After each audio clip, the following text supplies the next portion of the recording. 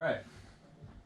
Hey, it's Greg Stanley with the Collector Car Podcast. Today we're going to talk about a lot of cool stuff, all about BMWs. Going to start with Travis Scott's BMW E30 M3 that's been trending on social media.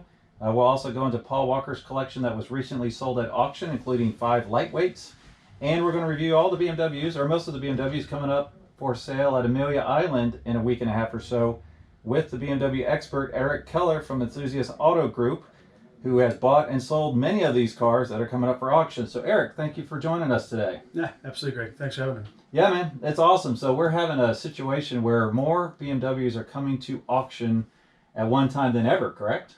I have not seen this many BMWs come at one centralized, public auction, on a Concours weekend since Amelia had one 4 or 5 years ago that was, a dozen, maybe 15, but they were a lot older cars overall in terms of average. So as far as this many young timer cars, where we've got, cars that are just a couple years old hitting the public venue is something I've not seen before, and quite excited to participate in and meet everybody down there. So we're heading down there on Wednesday, and quite excited to see how this all shakes out. It's because first time kind of thing, so it should be quite fun. Yeah, and this is really cool for me because we've been trying to coordinate getting together for a while now, probably a year and a half or so. And Yeah. this has been a great time to get together and finally put this thing together. Just a great weekend to review a bunch of BMWs, which we'll do today. Yeah, it's going to be quite an exciting show, and I'm looking forward to it.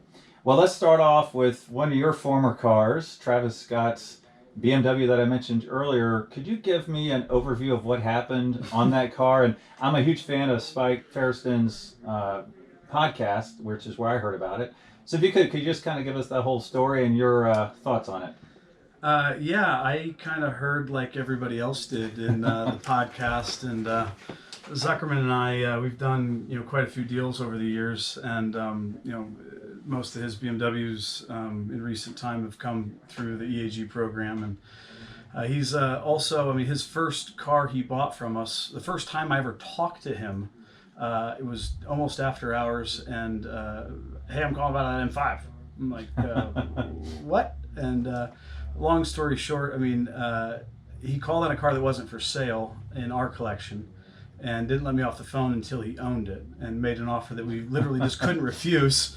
And actually, I might as well just tell the story because it's frankly pretty hilarious. Sure. And it was a 2003 white on black M5 that was in the EAG collection that we'd had maybe 6 months, and I probably spent 30, 40 hours trying to convince the original owner to sell the car to us. Once he reached out to us saying, I want to sell the car, and then Right. he went the other way around and tucked tail when the reality set in that he might have his family member separated from him.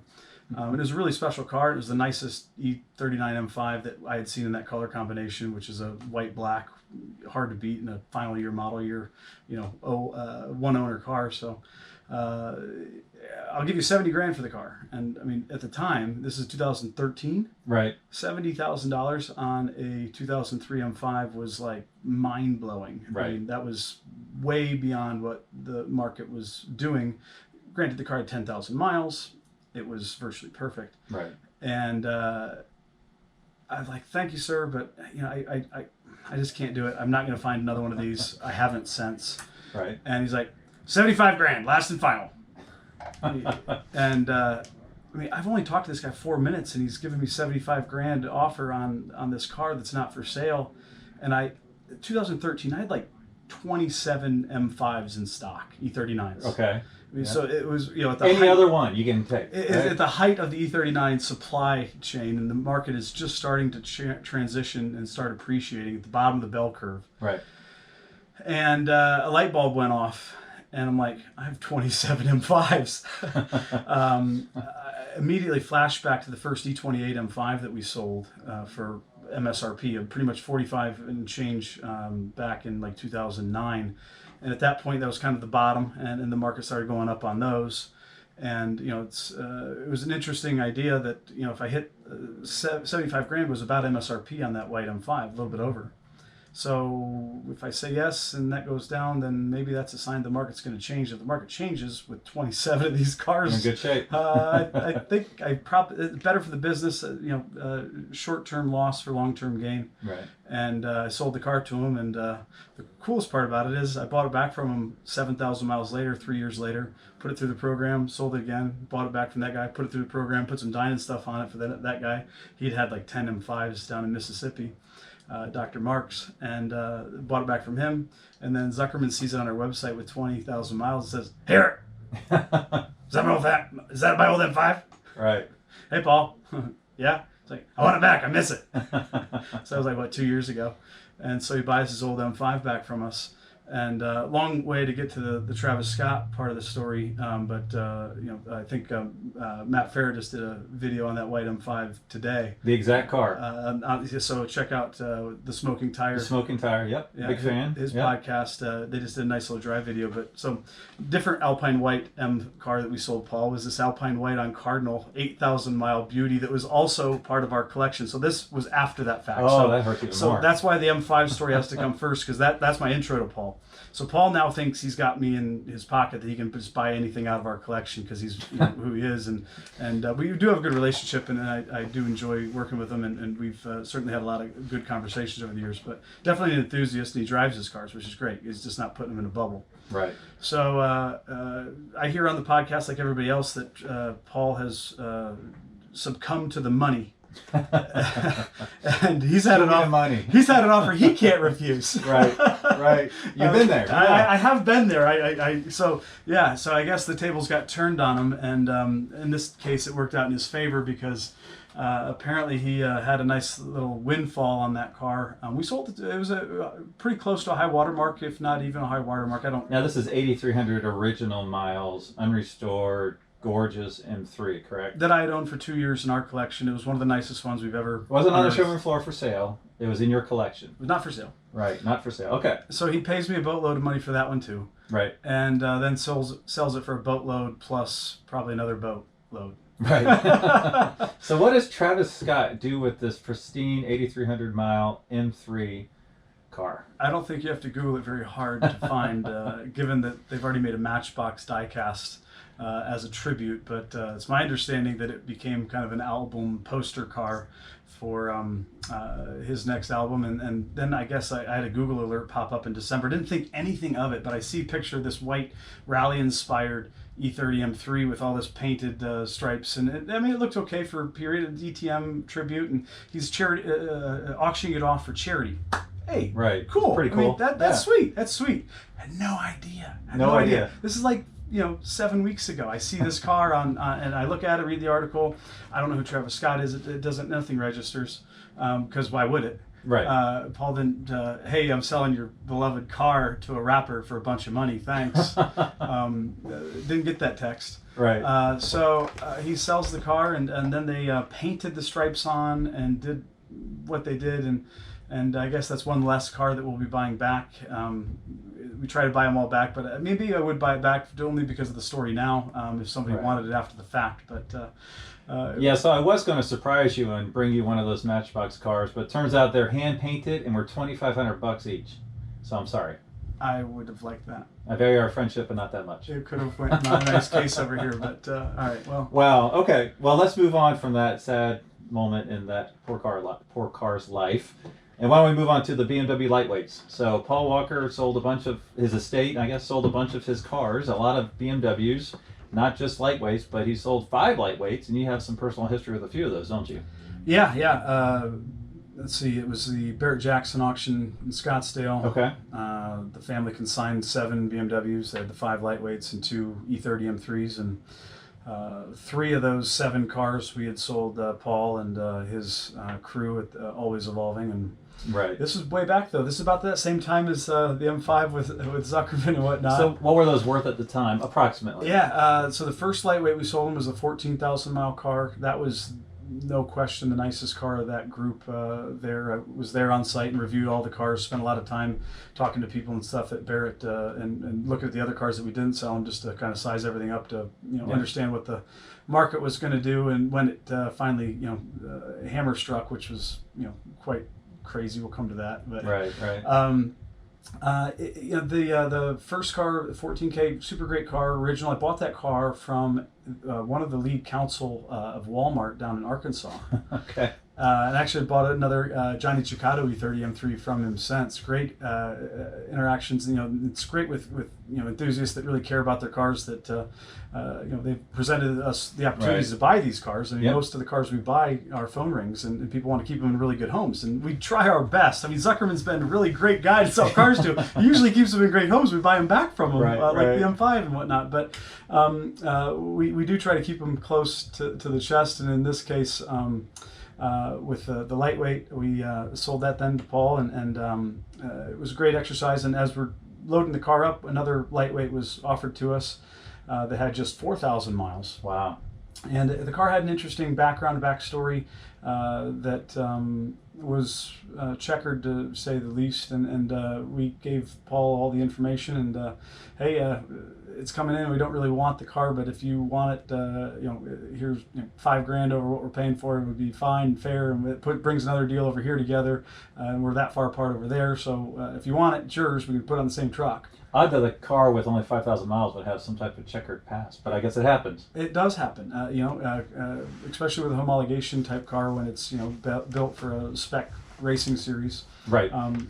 Things come at you fast when you're on a racetrack, especially walls. Right. And so that car gets loaded up and it goes out. And but anyway, the car is sold for crazy.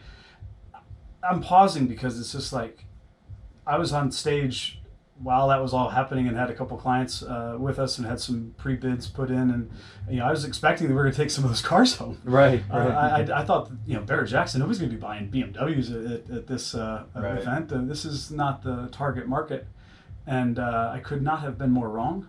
$75,000 weight. Lot number 763.1, 1977 Chevrolet Silverado Custom pickup. Powered by a 454 V8 engine, 4-speed manual transmission. 4-wheel drive, underwent a frame-off restoration. Painted in Corvette yellow, pearl burgundy flames, and it's sitting on 20-inch chrome wheels. When the first car went through, I mean, I was electrified. I was shocked. I mean, I didn't know what to say. I was speechless, which doesn't happen very often. Right. And then the next car came, and it was kind of just turned into a blur because I thought I was dreaming. These cars are selling for $200,000+. Yeah, so you have the M lightweight appreciation factor, which is strong, and then you also have the celebrity factor, which can be unknown at some points. Yeah. So you had a little bit of both, kind of touching those cars, right? Yeah, it was really kind of a cool moment because I mean the hobby is really changing fast, and I'm sure that guys 20, 30 years older than I that have been in this industry back then had probably had some moments like this when they're seeing a GT 500 or whatever that they bought for $5,000 and it's crossing the block on TV for $150,000. Like, I remember that day when those were $12,000. Right. I'll tell you a story about driving that car, jumping them tracks, or whatever the fun memories that they had with it. That's part of the hobby and the good part of it. But it was pretty staggering. I mean, so the dollars back then, I think they were trading, typically the good ones were trading around $40,000 or so. Right. 30 to 40, and everybody else thought it probably 20 to 30, but the better cars usually sell for a little bit more than what everybody else is actively seeing because most people don't have access to the top type stuff, typically speaking. Right. But I do remember exactly what that low mileage car sold for. It was $30,000. Wow. And we brought in trade credit $25,000. I remember it very vividly. It was just over in Indiana. And it sold for 10x at least. Yeah, it was a 350 Hammer, so that's 385. So there you go. Right. That's it. Yeah, that's nuts. Now, of those 5, which one do you wish you had? Well, the 14,000 mile car was the one I'd hoped to bring back with me, and we spent a lot of time going back over it. And it had a couple of small things that had changed since we sold it. All the cars had been kind of in this warehouse in Southern California that was not climate controlled, so there was some heat atrophy related issues with a couple of the cars that didn't get quite remedied. Barrett went through and did a good job in doing the basic stuff and putting a spoiler on here and this, that, there. but they didn't do a real complete job. But they've got bigger fish to fry because they're charging $400 or $500 for a bidder pass, and 10,000+ bidders or whatever. They're running a very profitable business. I can't fault them for that. Any impact to the value of those cars if they had to decals or not, or the decals in the trunk and you put them on? How did that work? No. Every car was delivered to the dealer with decals on. There was no such thing as a decal delete kit. Okay. That was simply a car that probably had some time where the decals were taken off at some point. Gotcha. It wasn't an exclusive option to not have that stuff within the lightweight program. Right. Probably quite the opposite. Right. And the cars were more modified than not across the group of them. Okay. Or at least previously modified at some point. Right. And the cars were used and driven and enjoyed, which, that's why Eric Wensberg, the M brand director at the time, that was his goal with the lightweight project, was to build basically a spec, car that you could take right to the track and run IMSA in the GT class. And right. A lot of the enthusiasts, saw that as an opportunity to buy, a track car without having to scrape all the sound deadening off of the floors, right. and take the 160, 70 pounds of extra sound deadening type stuff out, in addition to not having a sunroof, so you don't have to weld one shut or have AC and all the extra weight also that was saved. Saves you a bunch of work. They're like 200 pounds lighter weight. It's the lightest weight E36 chassis built across the platform, globally speaking. And we're going to do something pretty fun, I hope. I was talking with some of the Haggerty guys, and we've got I guess I'll drop it here. We've got an E36 M3 GT coming, which is the homologation E36, and it turns 25 years old in May 16th. We plan on having it at the border, the customs, that week. Wow. Okay. And so we're talking with Haggerty about maybe doing an article and running an E36 M3 Lightweight against a GT up at Mid-Ohio. Oh, that'd be cool. And it only makes sense to have a guy that drove a E36 in period behind the wheel, since he's familiar with the platform. Right. We got to check up with our buddy Bill Oberlin. Hang out with Bill in Oktoberfest in South Carolina this past year. We didn't talk about this topic because I didn't know a GT was coming in, but I'm sure I can twist his arm. He's going to be up there getting all the Letterman Ray Hall cars shaken down for the spring season at some point, and maybe we can time that well enough to have those two cars up there to do a couple comparison laps. Yeah, that'd be really cool. And speaking of videos, you did post a really cool video about the lightweights recently, right? And you had 5 of them in the shop or something like that? Yeah. We've got 6 lightweights on property right now. Wow. Out of how many were built? 126. Wow. So your percentage is 5%. That's really high for one shop. Yeah. We've sold somewhere around 35 or 40 of them. Oh, wow. We have one in our collection that has a whopping 47 miles on it. Is that the lowest mile one known in existence? I don't know of any that are lower, and I think I would know at this point. Don't let Zuckerman get it. I'm not selling that one too. Oh, no. Just kidding, Paul. Hey, Paul, $2 million. Cheers. Wow. Now, weren't there a couple other M cars out of that collection? Yeah, so they had 2 E30 M3s, both white, 88, that we had sold them with 32,000 miles. That came out of Pennsylvania, a 2-owner car. And that was, again, the same rate at that same time. As soon as we bought it, they let us know they were looking for those. They wanted white ones. That was the theme with the BMWs, clearly. Okay. And so we pretty much loaded up in Pittsburgh and sent it straight that way, which we don't do often, but the relationship was off to a pretty brisk start, and we'd done a lot of business at that point. So, it's kind of cool to work with that group and know that we're helping build a stable that was purpose built to celebrate the hobby and the passion that he had for this era of cars, and we had that same passion. He's buying all the cars that we have in our garage, in our collection, and the stuff that gets us excited too. And so that was really cool to share that bond. It was really a good time in business and certainly rewarding.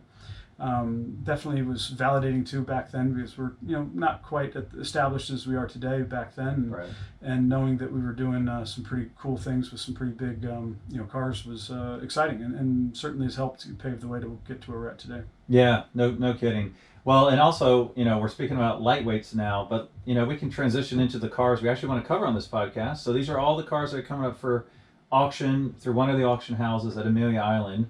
Could you tell us a little bit about the lightweight you have coming up in Amelia? Well, it's not mine. It's not yours. It's Okay. not mine, but it was. It was. All right. The EAG touches on it. So a good client, a good friend out east. He's a physician, and we spoke with him a couple months ago. He's got a pretty big opportunity coming up with his practice to expand and add some more infrastructure, and that of course takes money. Yeah. Yeah. So he had still has a pretty sizable collection, but was looking for some quick liquidity, and so obviously it's easy to not strike a big line through a fraction of it, and sell it in this venue, and so that's what's happening. And so this lightweight is one of close to a dozen or so of these cars that are out of his stable, and it's an EAG car. I mean, I probably shouldn't be talking about it because I plan on bringing it back with us, but Right. that didn't work out so well for me the last time around, but Right, maybe right. it will this time. But it's a good car, and it's had a good home, and the previous owner was certainly a really good custodian, and glad they reached out to us to give us the opportunity to have it back then and become part of his life. Yeah, for sure. Now, what can you tell me about the other car that's coming up that's like it, the other M3, same era? Yeah, so same collector, 88 M3. It's a Diamond Schwartz in black, has 18,000 miles on it. Wow. It's kind of a cool car. Going back to the other two cars that Paul's collection real quick. I mean, those cars set records. The 91 was a white one with an interesting story that we also know. We didn't have a part in that car, but that's $220,000. The lightweights collectively did like 1.3 million. I'm sure most people listening know what all the results were, but the other E30 did 150 grand, so 165 with the fee. Right. For a 32,000 mile 88 white on that was a Natcher, a tan interior. That's definitely a really strong result. This car has an estimate of 100 to 130. That's probably within the ballpark. This car, though, I'm sure people never thought that it was going to be 100 or 130 grand. This car specifically, this VIN number was the first real big car, E30 M3 wise. It was the lowest mileage E30 M3 we ever found way back when, and I'm going back to like 2006 or 7. Okay. And I remember finding the car. I remember getting crazy excited and being extremely deflated when hearing what the owner wanted to sell it for. Somehow we ended up getting a deal done, and I ended up selling it to a Ned. It's all coming back to me. Ned was really detail oriented, and we spent a lot of time on the phone with Ned.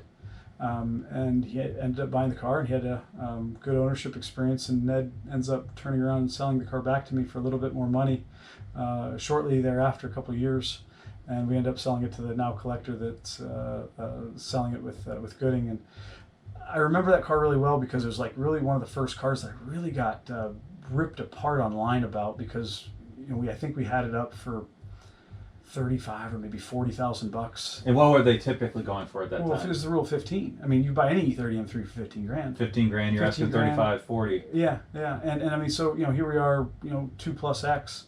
Right. For a car, and honestly, it might even been 30 grand. We were more, but it wasn't. It was all relative. I mean, it's a 17,000. Yeah. I mean, it's a number one condition car that we'd never seen anything like that. The market hadn't seen many, if any, come to the bubble car maybe that had crazy low mileage, a different white one. But those type of numbers weren't put out there in the open market. And most of those top level cars trade hands privately and do so at numbers that the public doesn't see. Right. But not when you're a young budding entrepreneur. You got to put your price on the door. They're not going to give you a call. Right. And we caught a lot of heat for that. Yeah, you do that and people don't like it. Yeah. Well, then you look at now, it's a bargain. But it's the same thing. I put the price out there and people didn't like it. And today, a lot of the cars that we sell, we want to actually involve the clients into the storyline and make them a part of this next chapter if this is a good fit for them. And we want to sell the car by interview to a small degree and making sure it's a good fit. And a lot of the guys that are selling their cars to us, the main reason they're selling them to us is so that we ensure the cars go to a good home the next time, and we help write a good chapter for that car's life. That's more important to a lot of these people than the money. They got plenty of money. they want to make sure that the car that they loved is treasured and cared for and honored by the next guy. Not bought by a rapper and redone, right? Yeah, exactly. Sorry about that, Harold in Georgia, Mustang collector down there that was the original owner. Sorry, buddy. Out of my control, but we did what we could. But keeping those cars in really good homes is certainly really important for us. Right. And so now when I don't put a price online, it's the same. I catch a bunch of heat that, why aren't you putting your numbers on there? I'm not going to call you if you're not going to put your price on. I'm like, if you're interested, if you really want a car at this caliber, we're happy to sell it to you. We're happy to tell you the price. We'll give you everything that we have about the car. I'll even tell you what you paid for it if we know you. Right. It's not smoke and mirrors. We're very, very honest about everything that we do. But it's kind of a double-edged sword, I suppose. But it's funny how it's kind of come full circle. And here's this car now coming up and selling for, again, 3-4x of what it did back then. But we'll see, in next Friday on March 6th when that rolls off. But great car. I mean, it's super, super nice car. We'd be watching that one closely. It won't go too cheap, or it'll be coming through AG again. I mean, it's a great car. I mean, it actually, it's been so long since I've seen it. That's probably one of the E30 M3s that's the furthest removed from coming back through the program. Okay. So it'd be a really good exercise for my guys for us to be able to see, the condition, the quality. I mean, I've got a pretty good idea. I'm sure it's got a little bit of vehicular atrophy that happens when the car has had 200 or 300 miles since we sold it 13 years ago. Right. But we know how to fix that. We have a lot of experience fixing really stupid low mileage cars that haven't been driven around in a long period of time. That's why people send their cars to us to go through our program. Right. Well, let's move on to the 2002 BMW M5.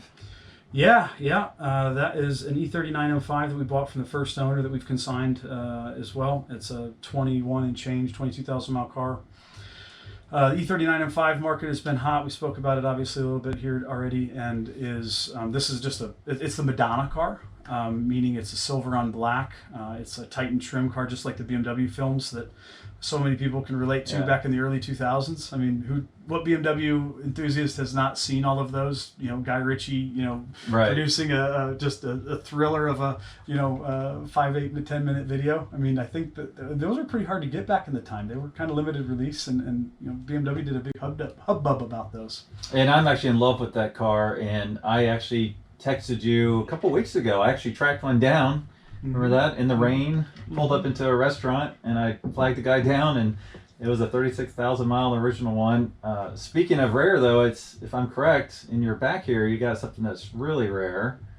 Did I not see a under 10,000 mile M5 back there that you just barn find, single owner? Yeah. We've. I'm not gonna let the cat out of the bag yet, just because the car got here today. That's insane. But you get a find of a decade about every decade, and here.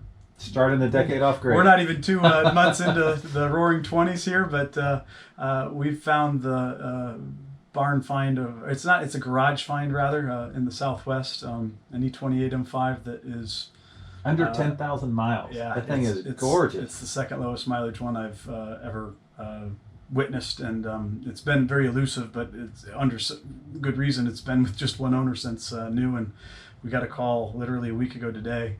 And here the car is today. And I think you saw it the same time I saw it, right? That's correct. Wow, that is really cool. It's going to be quite exciting. I'm looking forward to figuring out how to bring that car to the next owner the right way. But it's definitely an exciting opportunity. And with our 7,000 mile car, which is the only one that's lower mileage than that, I sold that E28 M5 to better the family situation and buy the next house to get the kids in the right school and whatnot. Right. About 2 years ago. You know how many kids you got to put in school right now? No, yeah. Okay. And so selling that E28 M5 back then with 7,000 miles was thankfully I sold it back to the guy that I bought it from. And so we keep the cars in the right network, and but that's the only car that I know of that has lower mileage than this one, and so maybe we'll keep this one. We'll see. Zuckerman probably will be calling me tomorrow. What's this I hear about a under 10,000 mile with no price on it? Wow. Well, what would you like to cover next? What's the next one on the list here? Well, we've got 2 other cars that we're going to consign or have consigned. All these cars, by the way, are going no reserve. We're not bringing them home. We're hopeful that the people that buy them are going to enjoy them first, and hopefully if they have questions, we're certainly happy to answer them. All 4 of these cars we've consigned have completed every step of the EAG Rejuve program. Tell me that. Give me a little bit on the Rejuve program. Baseline reset. It's make the car new for a second time. These cars, whether it's age or mileage or a combination of both, or the bike fell on it, or there's a scratch here, there's an imperfection there. If you want it back to close to new again, as sympathetically as possible, preserving the originality where is possible. We've got 20 years now doing that with our inventory. Right. Every car that we buy to bring to market, we want to make sure it's as close to new as possible, because then we can buy it back with that much more confidence, which is the cornerstone of our business model, and buying the cars back because we bought the right car to begin with. Right. And so we really put our money where our mouth is in that regard when we have the opportunity. And thankfully, with all the guys that we sell cars to, because we had that conversation, we built that relationship, they're going to take great care of it, and we keep constant communication with them throughout their ownership to make sure that they have full access to all of our resources, all of our shops, all the networks. Every shop in every major metropolitan area knows us, and we know them and who's good, and make sure they get good service outside of the EAG network. And then we buy the cars back and put them back through.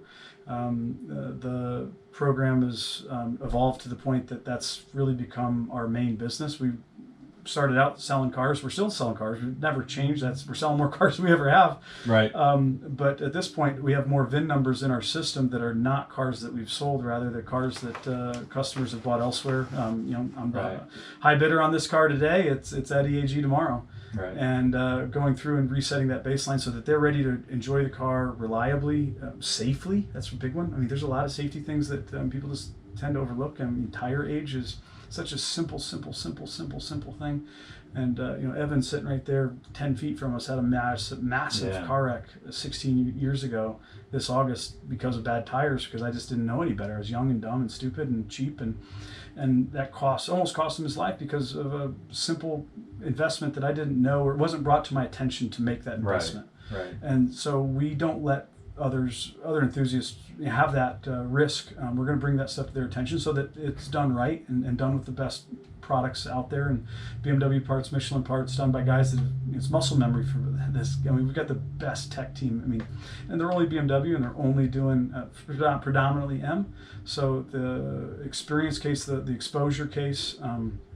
Gosh, I mean, I don't think there's any place that's worked on more BMWs this far removed from new, especially in the M world, as this crew. And we do a great job making sure that the cars are ready to start the next chapter safely and enjoyably, and drive the way they should. I mean, you buy it to drive it. Who's driven an E39 M5 that walked away and said, or an E30 M3 said, I wouldn't want to drive that again. Speaking of putting a car through its paces, I was fortunate, I don't know, almost 2 years ago now, I came by here and you had one of your techs take me for one of the coolest rides I've ever been on. I believe it was an 88 M3, but a really special one.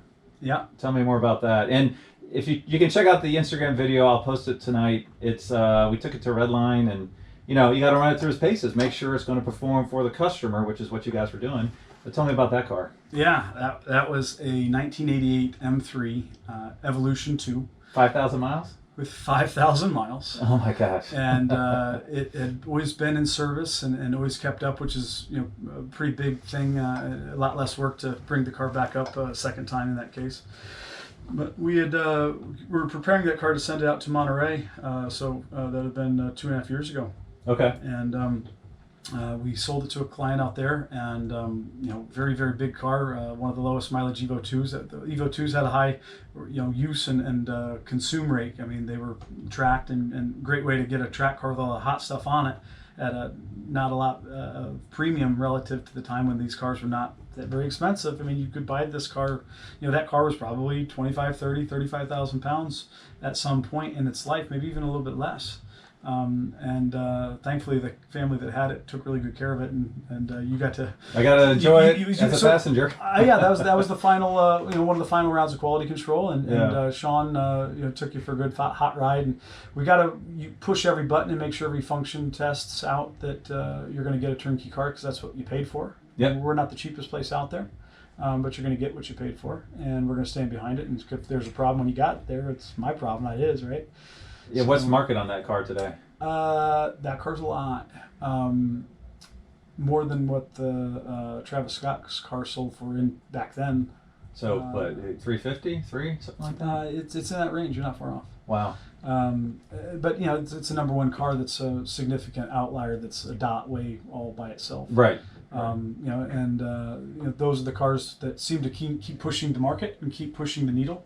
The stuff that is just really far out there, the top 5% of stuff is typically what sells, and even in a lower market or down market, that stuff can set new records. Right. The 80s, 90s stuff's not in down market right now. I think it's doing pretty well, and all the data would suggest that the buyers are relatively young and just coming into their money, so it's a pretty good spot to be in. I think that this segment's got a pretty good set of legs on it. Absolutely. It's odd because the buyers actually, for a lot of our stuff over the last 3 or 4 years, they've gotten notably younger on average. It's been very interesting, and we're tracking it. We share a lot of this information, as does Haggerty with us, and trying to kind of stay ahead of stuff. And I think we're positioned for pretty exciting next couple of years within these small niche markets. Right. Absolutely. Yeah. Well, speaking of which, what's the next one on the list for today? The 535? Yeah, we've got a bronzite beige metallic 535i and E28, full Euro bumper conversion, Euro headlights. Great enthusiasts behind that car in the past that have really done a good job caring for it. We bought the car and used the car and drove the car and had a lot of fun with it, and showed it down at Vintage, and a lot of great feedback on the car. I think it'd be a really good car to see where the market's at in that capacity. The car's got a trunk full of trophies to back it up. Right. And so that car is, again, no reserve, as well as a 2001 Z3 M-Coupe. It's a 7,000 mile car that we purchased from a client in California. It was actually part of a package deal. Just a low mileage stock, honest, car that's all VIN tags match. It's good car. It's not perfect, but it's not too far off. Right. Right. And the S54 is the one to have with the Z3 M-Coupes, and the North American market was pretty blessed, receiving the lion's share of the S54 M-Coupes. So the Is that also known as the clown shoe? Yeah, the clown shoe. Those. The bread van. Love those. Yeah, the M shoe. Yep. It's an E30 M3 rear suspension geometry, E36 M3 front with an E46 M3 drivetrain. So it's kind of like the trifecta of the first 3 M3s put into one small little funky shape. That it's just a riot to drive. Oh, I love it. Dude, Yep. they rip. You got a really cool gray one back there. I know that's not the appropriate paint name. Yeah. Steel gray, metallic. Steel gray. Oh, it wasn't that far off. Yeah, Okay. yeah. That's an 02 with a big motor as well, sunroof delete. We bought that car actually in Berkeley, California, and I used that car during Monterey Pebble Beach Week. Oh, nice. About 3 years ago. We sold it to the GM of Ferrari of San Francisco. Okay. And then bought it back from them, and it's back going through the Reju program again. Now, we just covered a 535i. What percent of your cars today are not M cars? Like, do you see as the market goes up, like all boats go up with a rising tide, Sure. you're seeing the non-M cars gaining appreciation as well at the same, well, maybe not the same rate, but an appreciable rate? Yeah, I mean, when stuff gets out of budget for certain enthusiasts, then you look at the alternative markets and what other cars would be an alternative opportunity, and then those typically start to trend upwards as well. I mean, this is a statistical thing that Haggerty and others also track, and the 535s, as the E28 M5s have gone up, the 535s have as well. And this very car that we're auctioning sold on Bring a Trailer for $50,000 in 2017. Wow, what's the estimate now? 30 to 50. Okay. And the estimates, I think, have become quite a bit more realistic. And as we saw in Scottsdale, a lot of the right caliber cars that had really conservative estimates did extremely well and did proportionally much stronger relative to the estimate than the last 2 or 3 years when the auction houses were quite a bit more bullish and maybe trying to push the market a little bit. I think a lot of the auction estimates have come right back down to a more manageable. I mean, I can't speak for everybody in other markets that I don't know, but we set the estimates with them in a very aggressive nature because I think that somebody's going to get a good deal, and if they don't show up to play, you're never going to know. Right. These are hard opportunities to replicate with cars that are this nice, and this is the top stuff, at least the stuff that we've consigned.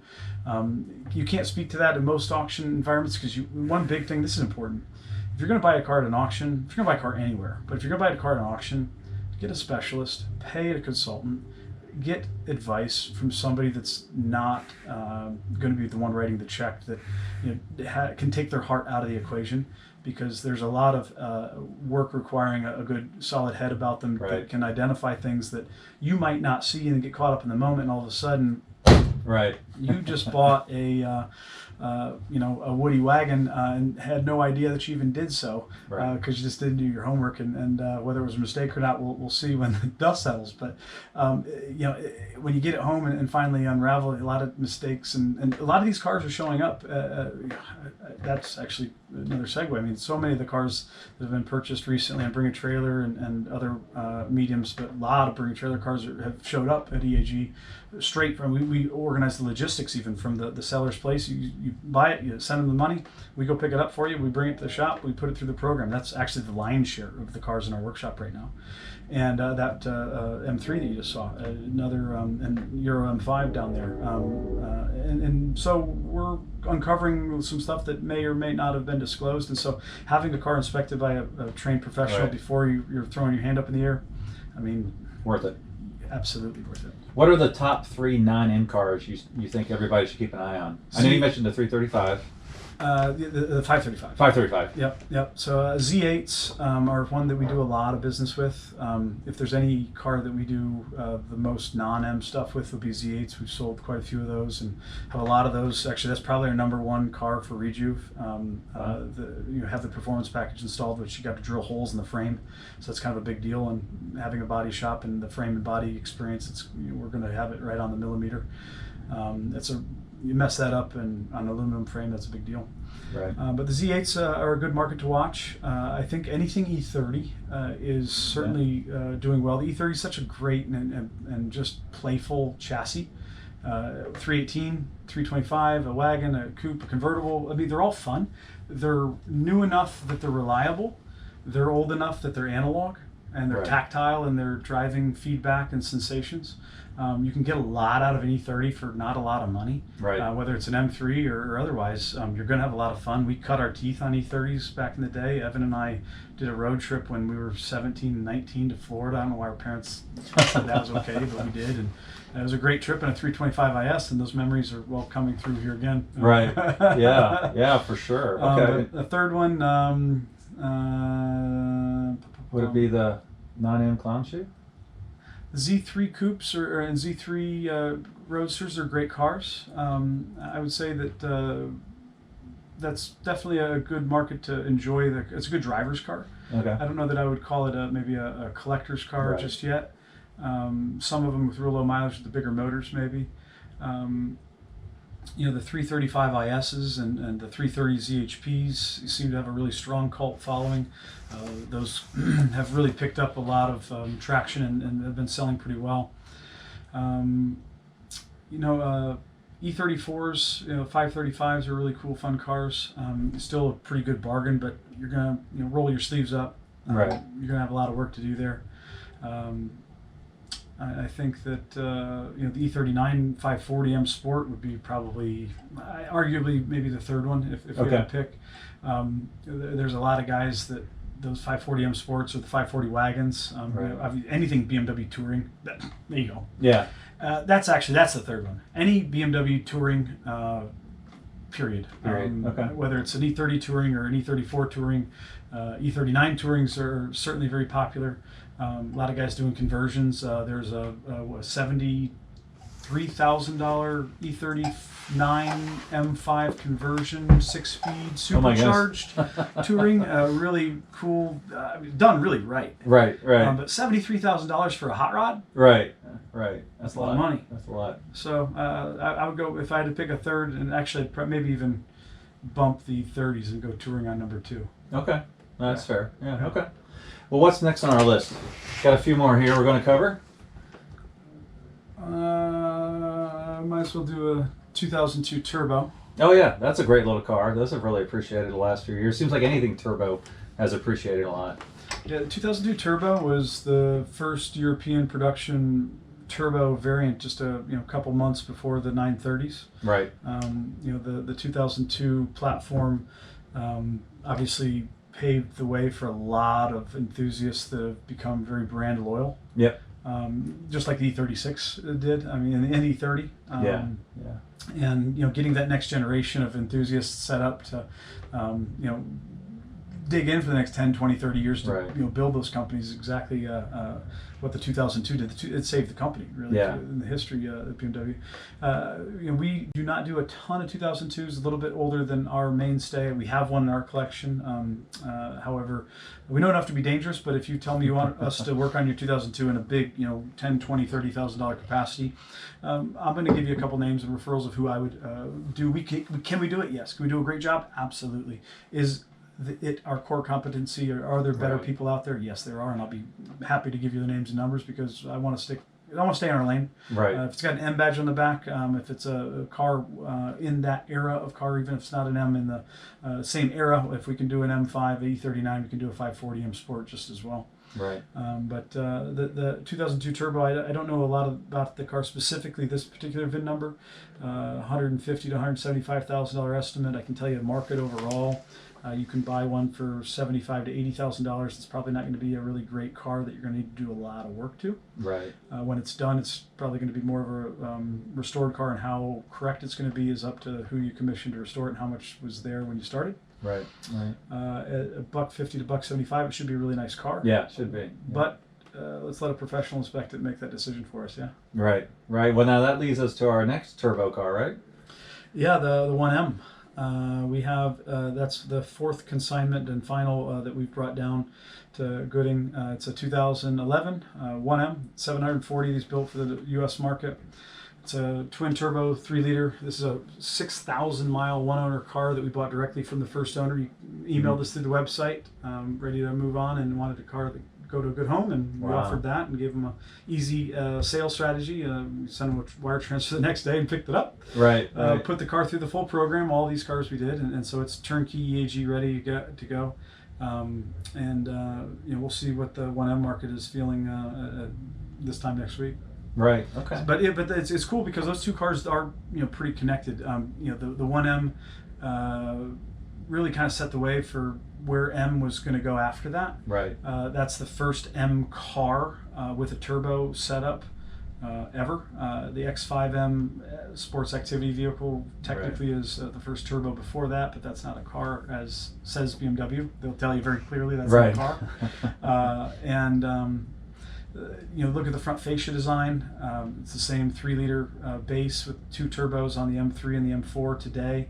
I think the next generation is going to be very, very similar to that, just further refined as BMW continues. And if you think about the history of BMW, they had a great 6-cylinder, right, 100 years ago, right, and they just kept making it better.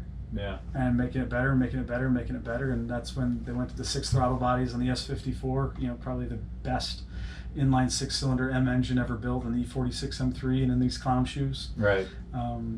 Really high horsepower output to the displacement, won all the awards. It knocked the S2000 engine off the leaderboard that was just there for a couple months, I think, back in 2000. And they just keep making what works better. And I mean, it's total German engineering at its finest. Right. And they just keep refining and refining. And so it's going to be interesting to see what output they get out of 3 liters again now. And I guess it's out on the X3M and X4M. Right. One was playing with me on the highway about 2 weeks ago. Whoever that was in Cincinnati, that X3M, I was driving an M5, and I mean, I was driving a Lime Rock. I was driving a Lime Rock. Oh, wow. So of course he's going to screw with me because I'm driving a bright orange car. Right, right. That was fun. And that car sounded good. He had some work done. What color? It was, I think it was silver. Okay. He was in my rear view the whole time, so I don't know. Of course he was. Well, we've got 3 more cars to cover. Then we're going to do a little round of Keep Cash and Crush with Eric Keller. So these last 3 are a little different. We got some of the Z8s and Alpina. And why don't we go over these real quick? So we've got an Alpina Z8 that is. Oh yeah. Should we start there? Yeah. Or you want to go to the Alpina B7? I'll do the end on the B7. So the Alpina Z8 Roadster, it's called a BMW Alpina V8 Roadster. Alpina is its own manufacturer, as most people probably know, at least the BMW guys listening to your podcast here. This car is going to be pretty interesting to see what it does because it has 7 miles on it. That is insane. That's not even it's not even delivery miles, is it? Yeah, I mean, Yeah. most are about that. Yeah, it's so that should be an interesting. They've got an estimate of $450,000 to $500,000. This is also at Gooding. It's black on black, which is a pretty good color combo. Not super rare, but not super common. Most of them are silver black, and if they're not silver black, they're silver red. If they're not silver red, they're black on black or black on crema, or black on red. And I think it'll do. It'll hammer at 400 for sure. Right. Definitely hammer at 400. I think it's a 12% commission. It's either 10 or 12%. So I don't think their estimate's too crazy. And you know, the European market on the Z8s is stronger than it is in North America. Typically, it costs about 30% to import a non-natural car to most European countries. And that typically has been the spread with Z8s as well as Alpinas relative to each of the markets. And so we'll typically see a lot of the standard Z8s sell for what we think are kind of staggering numbers. There are, though, a couple lighting configuration changes. It costs about 10 grand or so to convert it. But then there's another Z8 2001. And that one's at RM, correct? Yeah. Yep, that one's at RM. That is a 6,000 mile car, and color really matters with the Z8s, and most markets, color certainly matters. And this one's topaz blue over crema. Oh, it's a crema and black. Let's pull it up. If it's crema and black, it's not going to be as strong as solid crema. All the same, topaz blue is a gorgeous color, and actually we don't have that browser up, so we're going to skip it. But the topaz always sells really well. They've got an estimate of that one at 230 to 255 on 6,000 miles. Yeah, they'll do about that. Yeah, I found these two interesting because one of them's an Alpina, but you also have the 7 mile. You know, that's just crazy factoring in. You know, it's interesting to see what the Alpina market, you know, is above and beyond the base car. Yeah. The proportional delta has always been 15%. Yeah, about. So we just sold the 2002 silver on red Z8 2 weeks ago. That's a great color. 4,600 mile car, had a set of 20-inch Alpina wheels on it, so it's a little bit deceiving. But it's just a standard 6-speed Z8 with the Alpinas. That car did $220,000. And again, 4,600 miles. If that car was in a 03, it would have, in a standard Z8 with that setup, it would have done 230, 235. Translate to Alpina, that would do 260 to 270. Okay, is about right. The gap has narrowed just a little bit in recent time. I think the 6 speeds, knowing that the market has certainly trended towards automatics. You know, the 3-pedal, the save the manuals, the 6-speed for life. You know, we subscribe to that more times than not. I think that there's definitely a use case for both of those cars. The Alpina has the better suspension, it has the better wheels, it has the better tires. It has a nice different blue gauge binnacle there. So the ultimate thing to do, which actually we're doing with the 2002 that we just sold, we're taking all of the cool stuff off of Alpina, new parts bin, brand new from BMW, and we're basically taking a Z8 Roadster and adding the full Alpina suspension. It already had the Alpina wheels. We're doing a nice little dyno treatment to it to modernize the performance level, boost it up just a little bit, adding some integration on the media so that he can stream his Bluetooth and have telephone calls driving to and from the office, and tailoring the car to meet his 2020 use case, his use profile, and safely. That's something we do for all of our clients. If they're buying a car or want to send the car to it, we'll make it the way you want it right out the gates. Yeah, that's awesome.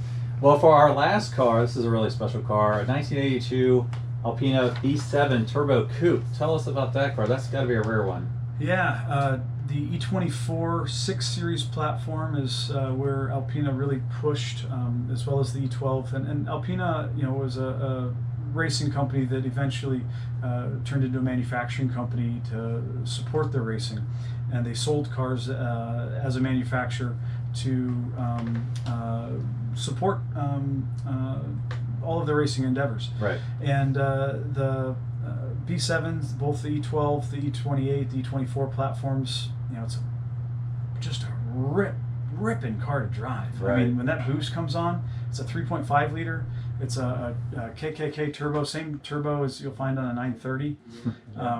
It's just, I mean, it puts you back. I mean, right. it's a good mid 300 horsepower, mid 300 torque car with really small updates to modern engine management. It's almost pushing 400, and we have I think you walked past it coming out in the shop here. We've got a 87 E28 Alpina B7 turbo. It's a /3, which is the final version of the E28 platform with the catalysts.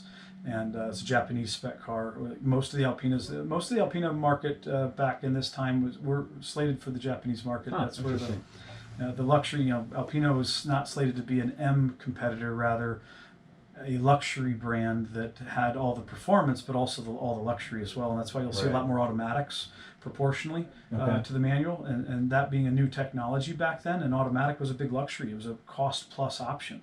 And if you had an automatic, that was all the news on in the neighborhood. Not so much today, now that everything else is automatic. Right. And it cost more back then, and it's worth less now. Right. So it's a little bit backwards. But finding a manual transmission Alpina in this period is actually quite a bit rarer than you'd think. This car, these are all over the board. This is another perfect example. You got to send a professional. Right. I mean, there's $60,000-$70,000 of receipts in the Alpina that we have prior to our acquisition, and he paid a lot of money for the car, and I think he probably paid more than he thought relative to what the car was going to need. Right. And what you pay for a car is not as important as what you own the car for 6 months or 12 months or 24 months from now, because it's the same wallet that money's coming out of. Right. It's just a different time. Right. Either pay it up front or pay it later. And usually the pay later comes surprises in much larger increments than you think. And right. running a workshop and having those exercises and experiences with guys that are buying these cars every day on Bring a Trailer and elsewhere, hey, I got a great deal on Bring a Trailer. Hey, Mike, we got another one. And it's $5,000. No, it's probably going to be more like 15. But we won't know until we see it. And does it need everything? No. We're going to recommend a longer list. We have a different experience base in order to make those recommendations, because you're going to spend the money on the things that we're recommending. We're just going to project out a little further than most other shops and ensuring that you're going into eyes wide open, and that's what we do to the cars we're selling. So why not present that to you as a potential owner of this, or as an owner of the car, as the car you already own. Right. It's not a pre-purchase inspection, it's a post-purchase inspection. Right, yeah, for sure. Well, that car is actually a great lead into my keep, cash, and crush game I love to play. Now, this is where I get to have a little bit of fun. And honestly, the more painful it is for you, the better job I've done. So hopefully this is painful. We will see. So I pick out 3 cars for you, and you have to choose one to keep forever, one to cash in, and one to crush, to send to the crusher. Okay. So I've picked out 3 very special cars for you. So the first car is the Alpina I saw a couple years ago. You'll have to clarify for our listeners, the 1 of 30, 1 of 4 with a stick shift, and 1 of 2 with this original engine that was parked out here. Oh, that was my B7S. That was your B7S. Turbo. That was the granddaddy of this car. Yeah. The green one. The best one, right? 1 of 2 original engines. 19,000 miles. Original interiors. Original interior. Yeah, and now that miles. one will be reposted on my Instagram tomorrow. That's okay. That's one car. That's a tough car right there, right? Well, I'm not crushing it. Next. Well, okay. All right. Let's see if you stick to that. Let's see. The next one is Esther Malongo 1991 525 art car, which I know you know what it is because I'm looking at it right up there by your Valvoline oil cans. Ah, yeah. So a BMW art car, but one of the less powerful, not to my taste, cars. So you have to crush an art car? I don't know. We got a third choice. So the third choice, I think, is your favorite car. Okay. It's the BMW M1, but this one has a blown engine. Oh. So those are your 3 cars. 1 to keep, 1 to cash in, and 1 to crush. Oh, All right. So you're going to crush the art car now? Nope, I'm crushing the M1. You're crushing. Now, what if I said it didn't have a blown engine? Oh, because I can rebuild it. I can rebuild that car. All right, so you're going to... I can rebuild that car. So I'm crushing that one. That made it easy. Oh, I made it too easy on it. Okay. Yep, I'm crushing that one. The one I'm keeping and the one that When you're cashing in, which one are you keeping? well, I'm gonna keep the B7 and I'm gonna cash in on the art car. All right. There are no art cars in public hands, with maybe one exception. BMW has all of those, and that's obviously a priceless piece of history, both in the art community and the automotive community. And who's gonna, not that I'd want to cash in for that reason, but if we're playing the game, Right. I would rather take care of my family and my staff and know that we don't have to worry as much anymore to be able to continue to have the fun that we do every day around here. I didn't make it hard enough on you, darn it. Well, you kind of asked the wrong guy. I did ask that. That's for sure. Okay. Well, thanks for your time today, man. What else would you like to share? You got any events coming up you're participating in? Obviously, you'll be at Amelia Island. Yeah, so come see us, Amelia. This is going to be a really great event. Really excited about that. We'll be down there. So if you are, reach out. Vintage is an event in May.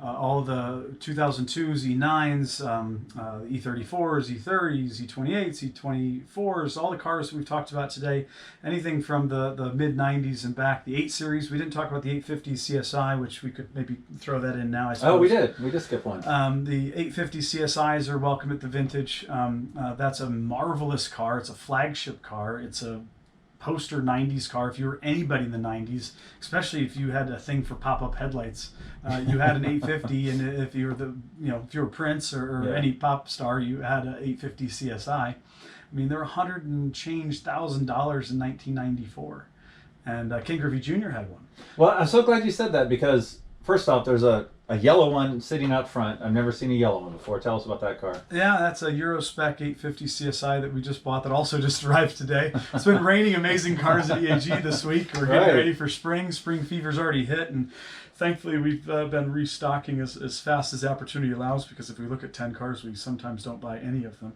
Right. And usually the cars that are offered to us are the ones that we buy, as opposed to the ones that we're looking for. Most of the best cars typically find us, and that was one of those cases. My phone rang, and got a good car, and of course a week later here it is again. Right. But the 850 is a marvelous car. It's a great GT car. It drives well. It's awesome. It's a V12. It's the same engine block as a McLaren F1. Right. It has the double Vanos head that you'll find on the Euro spec E36 M3s.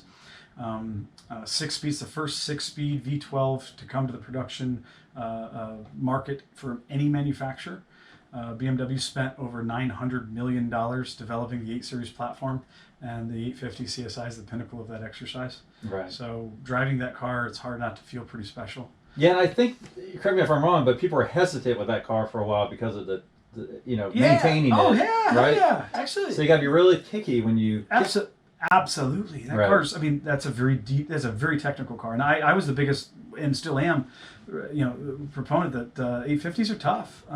You're going to spend some money. It's rewarding, and you get the car right, it's worth it.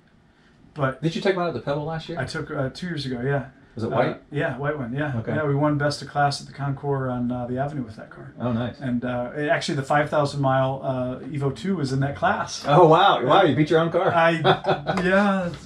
Sorry, bud. Sorry for bud.